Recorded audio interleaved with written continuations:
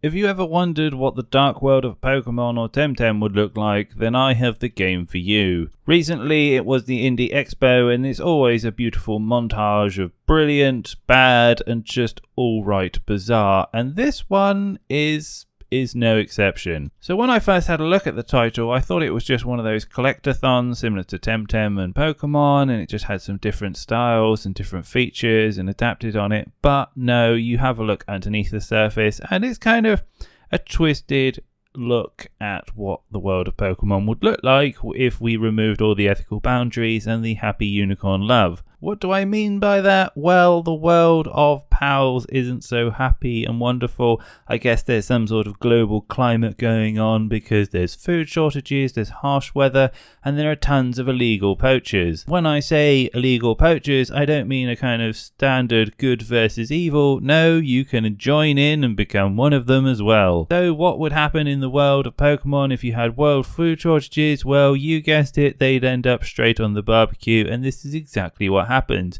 So if you're sitting alone, cold at the fire, starving, shivering, and you're looking at Peekaboo in a strange and kind of delicious way, you can shove him straight on the spit and have yourself a tasty little treat. If you're ever wondering what the world would look like with guns in it, that has also been answered. You've got sniper rifles, which you can just shoot your pals down. You've got M4s, which you can shoot bad guys. You can even traverse on your pals, hanging off their foot and shooting them down in some sort of Rambo-esque style fashion. Now, it looks like there are some Stardew elements to this game, so there is building in there, so you can get your pals to help you in bits and pieces.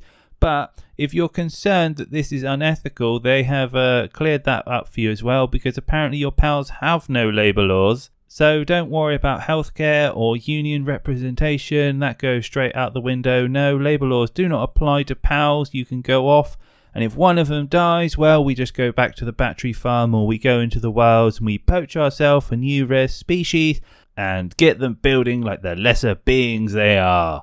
So moving on with the Stardew S-style features, I thought this one was quite cool. So if you have like an electric part of your house, then you can use your electric types to power on the building, or if you have a fire type, you can use them to start and set fires and bits and pieces. I don't know what else they do. Those are the only two that I know about at the moment. You can get them to mine apparently as well.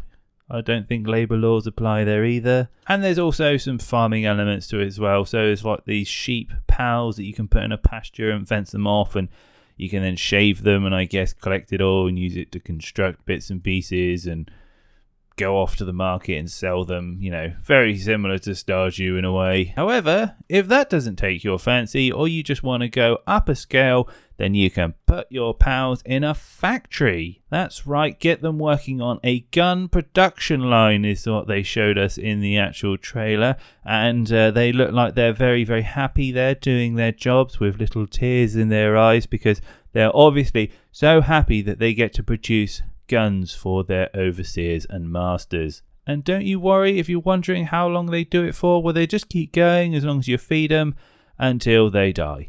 Of course, then we can just replace them from our battery farms. So good times, eh? So there is world exploration in this, so you can go around and discover dungeons and bits and pieces, and you fight other poachers and whoever the bad guys or good guys are in this.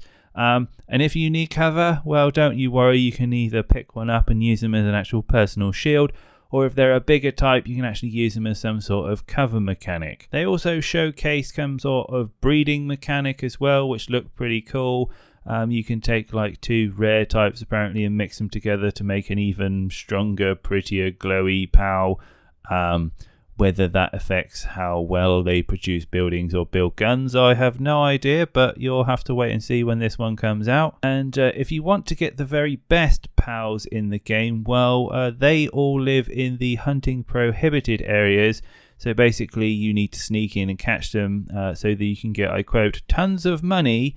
And it's only illegal, I quote, if you get caught. So don't get caught. Judging by the construction video, yeah, this is where you get the best builders for your factories and housing production farms. So there are some multiplayer elements as well. You can invite your friends. I don't think this is an MMO, but you can invite them into your instance, I guess. You can trade as normal kind of standard collectathon-esque features, and you can also have battles as well. Some cool things though, it is third person and it's not turn-based. You actually have your monster running around and doing damage for you, which I thought was really nice, because sometimes the turn-based appeal of like Temtem and Pokemon can get a little bit old, so I thought this was something that was a little bit different. I will say, jokes aside, and the dark twisted element of it, this actually looks quite good, and for the trailer it looked quite well polished,